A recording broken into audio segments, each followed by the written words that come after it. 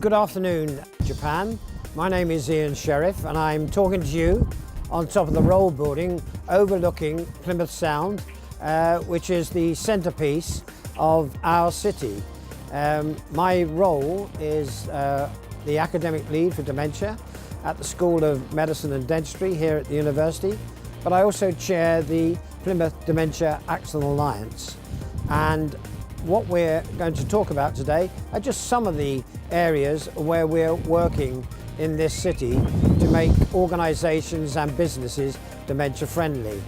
Over the past 6 years, because we started the Alliance in 2011, and it's grown from just two of us sat in a room trying to see how we could take this forward to an organisation now that has nearly 70 businesses, shops, agencies, etc., who are on board with the concept of dementia friendly. We've even managed to get our local football club, the BBC and other organisations to adopt the policy. I think the measure of our success is not just me talking, but it's what people with dementia are telling us and their carers. And they're saying that in various aspects of their life, because Plymouth has become dementia friendly, it has made their life easier and better to cope with the daily struggles that they face. We were being told 2 to 3 years ago that carers were lonely, they were isolated, and there wasn't much going on for them. But now, in this city, we have a tremendous effort by all the organisations to ensure that dementia, people with dementia, is at the forefront in all we do, in all we say and all we plan. The City Council have a strategy for dementia, and the Plymouth Dementia Alliance is central to that strategy. I'm Mark Grinnell. I'm the editor of BBC Radio Devon. BBC Radio Devon is the local radio station that broadcasts to Devon, Plymouth and the southwest of the UK. We're on air 22 hours a day, and during that time we provide a mix of music, news and entertainment for our listeners. And we're well aware with our target audience over the age of 50 that many of them will be living with dementia. So for the last 5 years we've been working really hard, both on the air and behind the scenes, to make sure our output and the way we work is much more dementia friendly. And that can include lots of things, from raising the awareness of the issues that are faced by people who live with dementia with our presenters and our newsreaders, so that our language is appropriate, and also the way we broadcast and the programmes that we do. So an example of that is when we read our weather forecasts in the morning, and weather's a very important part of living in the UK because it changes a lot. We make sure that our language is appropriate, so we won't just say it's going to rain today, we'll tell our listeners it's going to rain and remind them to dress appropriately and maybe take an umbrella or put their coats on. And those little things make us much more dementia friendly as a radio station. Stoke Damerel's been involved with the project since 2012, and through that time we've had lots of project-based learning, things going on in school across the whole curriculum. We started training our students in croquet, and now we run termly sessions where we invite our residents from the local care homes into the school and they play the croquet with the students and they interact. We've also had health and social care students going into care homes and creating memory boards with the residents over a period of time. It's been absolutely fantastic because the whole part of the project was to be involved as a friendlier community. So by doing the projects we're doing, we're continuing that relationship with the elderly people, and it's helping to remove the barriers and the stigma that's attached with dementia. So I head the training team at Plymouth City Bus, and we deal with and train disabilities with new drivers coming through. Back in 2013, one of my managers asked if I'd like to go along to a dementia meeting with Ian Sheriff, and at the time I said, really? So I went, curiosity, and it actually struck a chord with me because my mum, unbeknown to me, had dementia the last 3 months of her life due to cancer of the brain, and I've taken it forward. So now in City Bus, every member of staff has had dementia awareness sessions. Every driver out there knows about dementia, and it just makes a difference between somebody getting on the bus looking lost and the driver not doing anything at all, or the driver pointing them in the right direction where they can actually be helped and make sure they get home safely. We're part of Plymouth City Bus is part of a group. Go Ahead Group is a national group of buses, and we've actually got this to roll out now in other opcos up and down the country. It's quite humbling to know that our drivers do look after people better than they would have done 4 or 5 years ago perhaps. My job role, in a nutshell, is all about raising awareness about dementia. So there's lots of different strands to my job, if you like. I work very closely with a commissioning officer within the council, and one of her responsibilities is dementia. She puts together a dementia action plan every year, and there are certain priorities that I get asked to focus on every year. Those priorities are also discussed with people with dementia to get their sort of agreement and their take on it.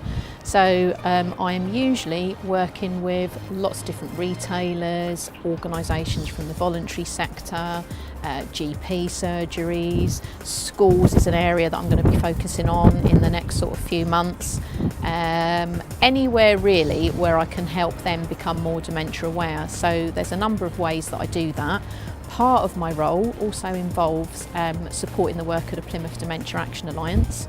So I sort of minute the meetings, organise events for them and things like that, but I actively work on growing the membership.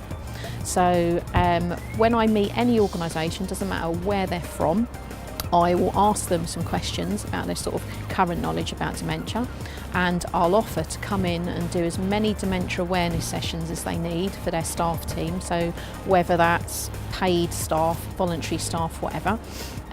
If it's a huge organisation, say they have like a staff number of about 300 or something like that, I would be encouraging them to try and pick out maybe 1 or 2 key people from within that team to go and train as a dementia champion, and then roll the awareness out sort of in-house. I'd be suggesting that they think about perhaps including dementia awareness as part of new staff induction. One of the other things that I do is if the organisation has public premises, I go and I offer to support them with doing like an assessment of the building. So when I walk around with somebody, I will be pointing out anything that I see that might potentially cause a problem to people with dementia, and I might also make sort of suggestions on little tweaks that they can make to make their environment easier for people with dementia to come in and out of and move around and find their way around. That's usually around things like signage and just other bits and pieces like that as well. I also try to get them thinking about what their sort of HR policies are. So from the point of view, what I mean by that is what have they got in place, or have they got anything in place if they have a staff member finds themselves in a situation of becoming a carer to somebody with dementia along the line? Have they got a policy that would enable that person to have time off when they need it, work flexible hours? But also I try and get them thinking about the time when perhaps a member of their staffing team gets diagnosed with dementia as well, and to get them thinking about, if they haven't got currently anything in place, what they could do if that happens to try and keep that person in their job for as long and as safely as possible. That's kind of it in a very, very broad nutshell. I try as much as possible to have as much contact with people with dementia as possible, so let them know about what I'm doing, get their input on it, ask them, you know, are there any things you want me to focus on that are not in our plan, and that sort of thing as well. That's absolutely key to what we're doing, because we want to make sure that if we're working towards being a dementia friendly city, which we are, that we are actively involving the people that it affects directly. So that's obviously people that have got the condition, their carers and their families as well. One of the things that's important to me is that we have to support people living with dementia, affected by dementia, so that includes carers and family members and people with dementia accessing the services, information and support that they require to live independently. What's fantastic is that I have 51 staff across my locality, and I have over 300 volunteers. So in Plymouth I have 10 members of staff and over 100 volunteers. And thanks to Plymouth City Council, we have been given some money, and we've had some money for the past 3 to 4 years to actually offer advice, support and signposting if required for people affected by dementia into services.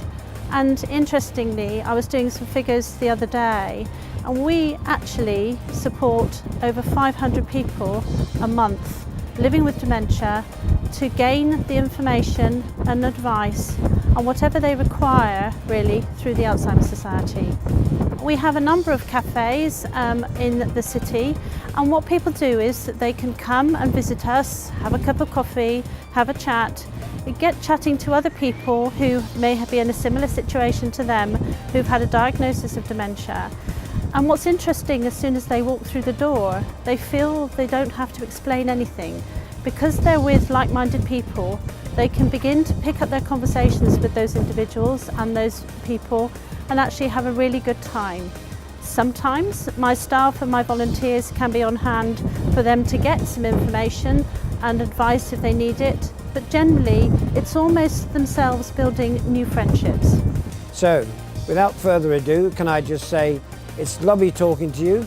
I hope the conference today goes extremely well, and we look forward to seeing some of the people in your audience today when they come over to Plymouth for our International Dementia Conference.